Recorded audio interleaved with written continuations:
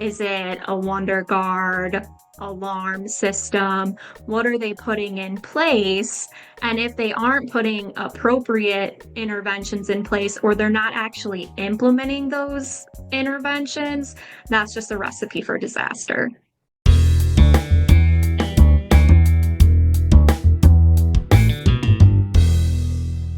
Hey out there, welcome back to the Nursing Home Abuse Podcast. My name is Rob. I'll be your host for this episode. Today we are talking about elopement cases, kind of what makes an elopement case difficult, kind of what are the common defenses, what are the challenges in accepting these type of cases. But we're not having that conversation alone.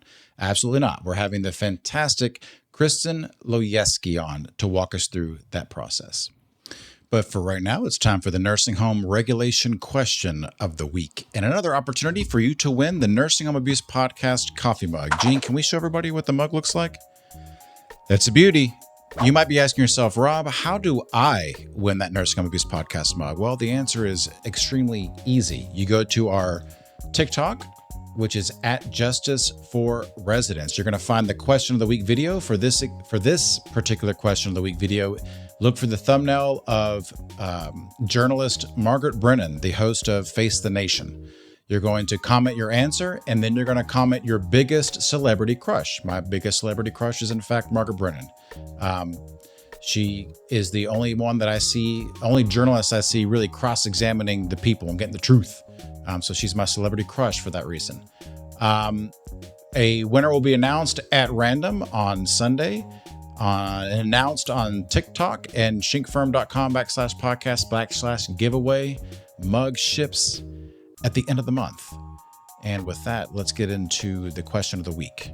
All right, folks, difficulty level this week I'm going to say is medium hard. So if you get this right, I'm going to say you can pull over, go to Starbucks, get one of those foo-foo drinks that you like, 2 pumps of caramel, macchiato, frappuccino thing, basically the candy drink for adults. So you can have one of those, and I won't judge you for it this time if you get it right.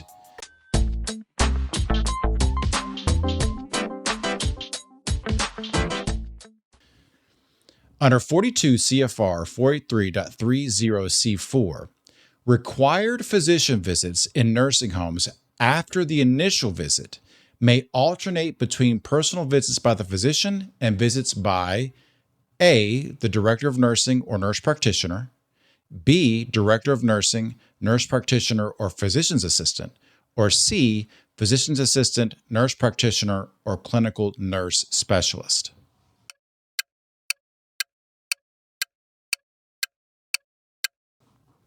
And that answer is C.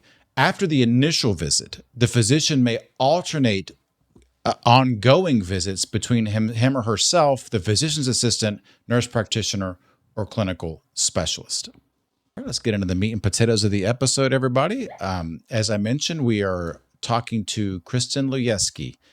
Kristen Lojewski is the founder of Lojewski Abuse and Injury Law, a Milwaukee firm focused on abuse, injury, and wrongful death cases throughout Wisconsin. A former prosecutor, Kristen now concentrates on nursing home abuse and neglect, her core practice area. A graduate of the Gerry Spence Trial Lawyers College and recognized as a top 40 under 40 attorney, she brings dedication, creativity, and tenacity to every case she takes on, and we're so happy to have her on today.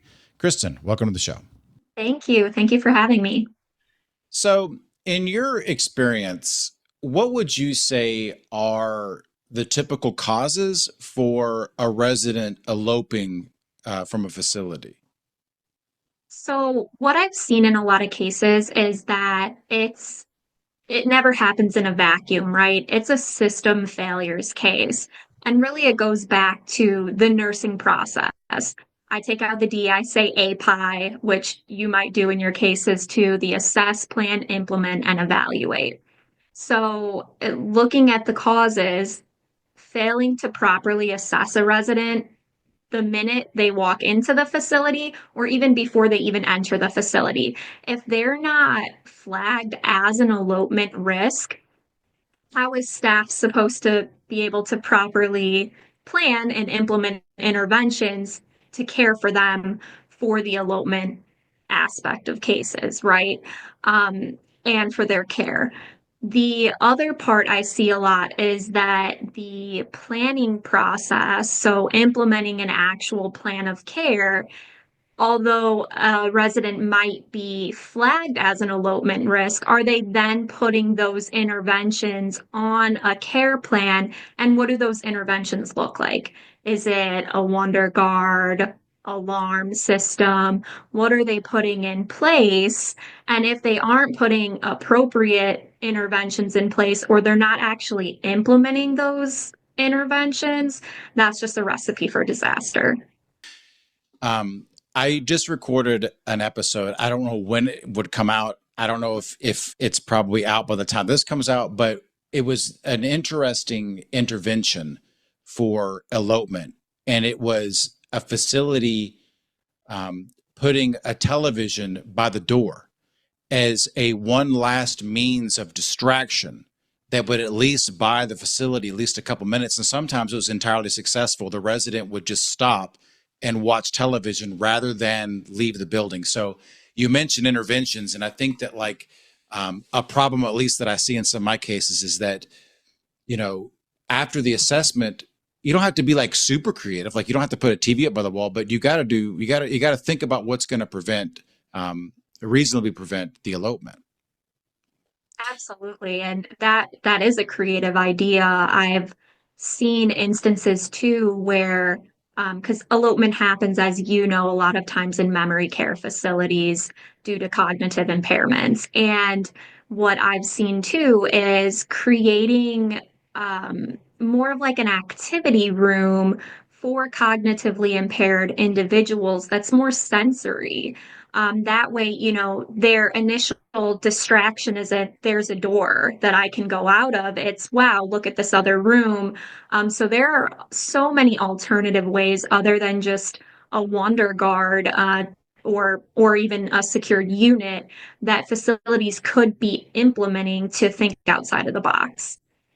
What is some of the evidence that you might be looking for to build your own elopement case? So you got a case that walks in the door, and kind of what are some of the documents, or what is some of the information that you're looking for? I think one of the biggest things in these types of cases is training and supervision. So I want to know what the staffing is like at the facility, and I want to know if the employees are adequately trained to care for residents that are elopement risks.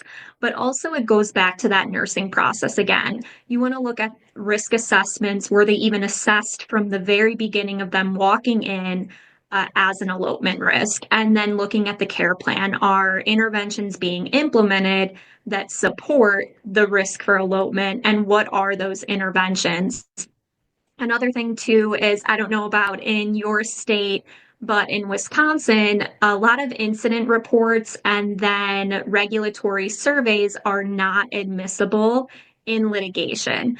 But if we can get those regulatory surveys ahead of time, it's the Division of Quality Assurance here in Wisconsin. If we can get those ahead of time, and let's say the state did cite the facility based off of the elopement incident, we can kind of look and see that there's a roadmap, right, to what the facility was or was not doing. Of course, it doesn't happen in all facilities, but if they have surveillance footage, that's huge. I think, too, once you get into litigation, one of the biggest things that as an attorney you should be doing is a site visit, because you never know what you're going to uncover. They might say that the facility might say that there isn't video surveillance, but then you see cameras in the common areas, right? And then you can follow up and ask, and maybe you find out that those are just for show and they don't work to begin with. Or perhaps it's a secured unit with alarms, but the alarms aren't working, or they weren't working at the time. And a lot of those are not uncovered unless you do an actual site visit, which probably isn't going to happen until after you file a lawsuit. Sure. That's something that, and it's one of the benefits of having this podcast. You learn something every week. I guess I had never thought about doing a site visit for this type of case, but that absolutely makes sense. Everything you just said, because I mean, like that happens. Like, oh yeah, the cameras don't work or whatever. But actually going there and putting boots on the ground can really help flesh out some of the things that you might not have thought about. Exactly. And this is it's such a piecing together process in elopement cases to figure out the exact timeline of when the resident actually left the building and what was happening before, and to be able to walk that same path that your client walked while you're there, you can kind of get a better picture of what might have been happening and going on. I mean, my office is within a stone's throw of a facility that I've had a lawsuit against, and I still didn't do a even walk out of my office to walk around and look. So maybe I should do that in the future. It's You good. just took your binoculars, right? Exactly. Which it's funny because for the longest time, there was a time where it's not like that anymore because Google updates. But like you know how like the Google car with the camera on top takes the photos of the somebody appeared to be jumping out of the window of the facility. So elopement was Wow. actually captured by Google for a long time, but it might not have been that. I'm not trying to defame anybody. I'm not naming them. So it looked that way, although it's possible that it wasn't that. But anyway, um, so Kristen, like in your experience with these cases, like kind of what are the primary defenses that you see? So maybe I'm a little biased, but I do think elopement cases over some other types of cases are harder for the defense. I think they're a little more challenging for them, but ultimately, what I see the most is similar to like a pressure wound case, right? It was unavoidable, it was inevitable, it was going to happen anyway. And I think defense utilizes that defense in a lot of different types of cases involving nursing home facilities. And the part of that is that while they may be saying it was inevitable and the person was going to elope anyway, they have to make sure, the facility has to make sure that they've put every possible step in place, reasonably, right? That they possibly could have in order to prevent this from happening. And oftentimes we just don't see that that was happening in these types of cases because if they assess the resident, maybe there's not an intervention on the care plan, or if they care planned, and let's even go so far to say as they even implemented the interventions that they put on the care plan, then that's when you look at staffing and training. And oftentimes, especially in memory care facilities here in Wisconsin, those are regulated by the assisted living regulations. So there's no special regulations for memory care facilities, which I feel like a lot of families don't know that. Um, a lot of times in those circumstances, the staffing and the training is just not adequate enough. So whether this resident needs to be supervised and they're not being supervised, or the family thinks they're getting one-to-one care when oftentimes we know that does not happen, right?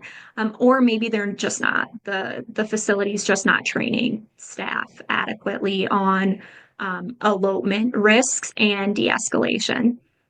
Something that an attorney can quickly do, and actually, I'm going to try to do a podcast on this and walk the public through this. But as you probably already know, the nursing homes are required to report their payroll-based journal information, meaning here's literally the number of hours of RNs, LPNs, and CNAs on a shift on a particular day, and you can pull that up on a spreadsheet and go day by day and see like and in many cases you can see that especially on the weekends dips, and that can really speak to the case. Like if the elopement happened where that day the nursing home wasn't even meeting the minimum threshold that's required by the state or the federal government, let alone what the acuity is, but not even meeting the minimum staffing requirements, that is an argument in and of itself, as you said.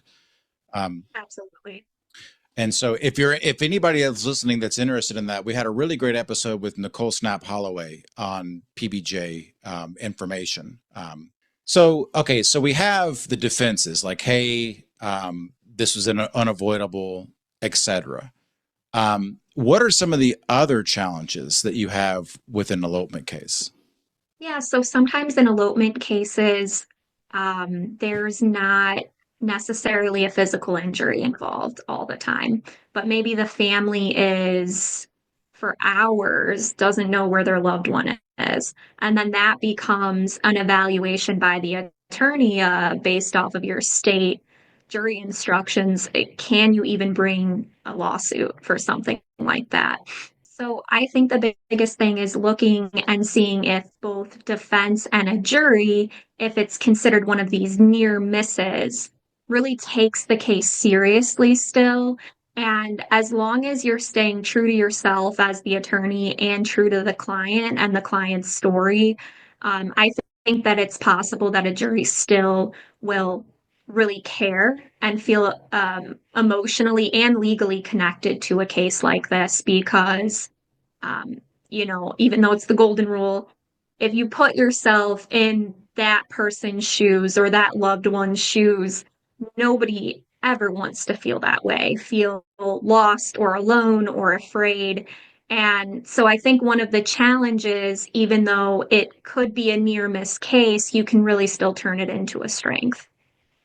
That is definitely a challenge that I have with whether or not to accept the case, because obviously it's a dignity issue, it's a respect issue, it's a safety issue that a resident elopes. But if they are not physically injured, like if they don't succumb to the elements, if they're not hit by a car, if they don't fall down and break an arm, and they're not emotionally traumatized, meaning that it's perhaps it would be difficult to establish the evidence through psychiatry or psychologist to establish that, then like you said, you have a near miss, and now you're going to have to fight arbitration, go in front of a jury eventually, spend money, and then convince a jury that the dignity component of this is the injury is the dignity component as opposed to a physical injury. And for me, at least in Georgia, to get to that spot, it's possible that you're going to spend 10x to get X, and that's the rub. That's the hard part about this. Yes, definitely. That's the same for in Wisconsin as well. So it's really hard. And I think it's a, case by case and judgment call and fact by fact specific. I do think that these types of cases can be very emotional. And, even if the injuries weren't catastrophic, thinking of an elderly person who's frail, out in the elements, maybe, right? January in Wisconsin, nobody wants to be outside then. You take those into consideration with a jury. And I think one thing that could be helpful for these cases for attorneys is if you're teetering on the fence of, do I file suit or do I even take the case? Maybe just spend a little bit of money and focus group it. And that way you do your due diligence. And if you can't take the case as a result, you've done some market research on it. And I am diligently working on a book on taking the nursing home to small claims courts for Georgia's. Georgia, and I'm sure every state has their own, but Georgia has their own long-term care residents' rights. And a violation on its face is what's the word? Treble damages. I got to go back to law school. It's $1,000 essentially, and so I'm trying I'm working hard to write that book for. Okay, you called my office, and unfortunately, I think it's going to be 10x to get X. But here's this book. It's you spend $100, file that case in magistrate court in Georgia, small claims court, and hold them to task. I mean, you might not make a lot of money, but at least you did what you could to get justice for your loved one on a near miss. On a near miss. Right. Right. And for these families, it's mostly all about accountability. That's the biggest thing that I see is they just want someone to be held responsible. And oftentimes it's really not about the money. It is about the bigger picture. That's exactly right. Very well said. Well, Kristen, we very much appreciate you coming on the show and sharing your knowledge with us today. Thank you so much for having me. Well, folks, I hope you found this episode educational. If you have an idea for a topic that you would like for me to discuss, please let me know. If you have an idea for a guest that you'd like for me to talk to, let me know that as well. Be sure to enter to win the Nursing Home Abuse Podcast mug. Let us know who your celebrity crush is. Is it I don't know. Who do the kids like these days? Harry Styles? Is he too old now? Justin Timberlake? Just put anybody. Doesn't matter. Put your dad. I don't care. I got to give away these mugs. New episodes of the Nursing Home Abuse Podcast come out every single week. And with that, folks, we'll see you next time. Thanks for tuning in to the Nursing Home Abuse Podcast. Nothing said on this podcast, either by the host or the guest, should be construed as legal or medical advice, nor is intended to create an attorney-client relationship between the host or their guest and the listener. New episodes for now are available every other Monday on Spotify, Apple Podcasts, or on your favorite podcast app, as well as on YouTube and our website, nursinghomeabusepodcast.com. Again, that's nursinghomeabusepodcast.com. See you next time.